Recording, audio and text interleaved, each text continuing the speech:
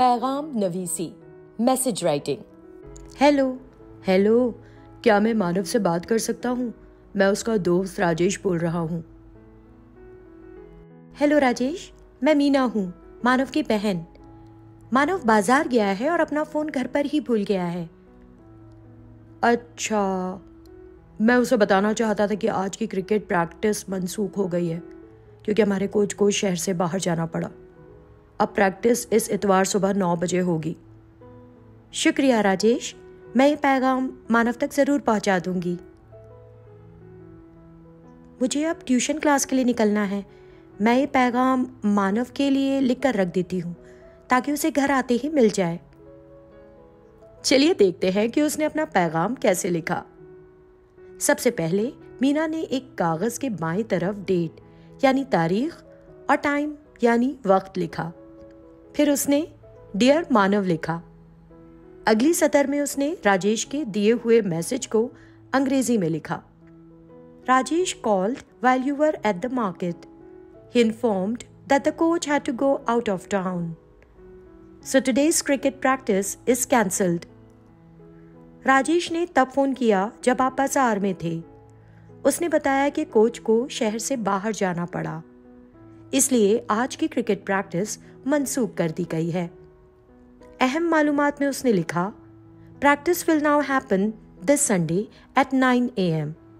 अब प्रैक्टिस इस इतवार सुबह 9 बजे होगी। आखिर में उसने अपना नाम लिखा, मीना। अपना मैसेज लिखने के बाद मीना ने चारों तरफ एक बॉर्डर बनाया। याद रखें, इम्तिहान में ऐसा ही मुकालमा आ सकता है। सही फॉर्मेट और नाम लिखकर आप आसानी से 2 नंबर हासिल कर सकते हैं। इम्तिहान में पैगाम लिखने से पहले आप एक रफ पेज पर माइंड मैप बना सकते हैं, जिससे लिखना आसान हो जाता है। उसने इन सवालात के जवाब दिए। पैगाम किसके लिए है? मानव के लिए। सवाल में अहम अल्फाज कौन से हैं? Rajesh, cricket practice is cancelled, coach had to go out of town, practice is now this Sunday at 9 AM। पैगाम कौन लिख रहा है? मीना।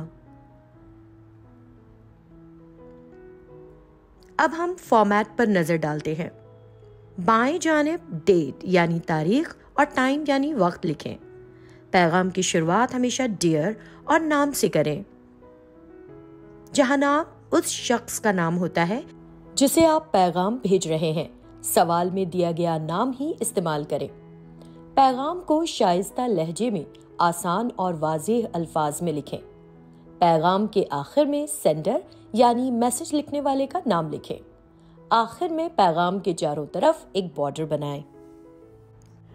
पैगाम नवीसी के लिए तजावीज़, tips for message writing. Question paper में दी गई बातचीत को गौर से पढ़ें।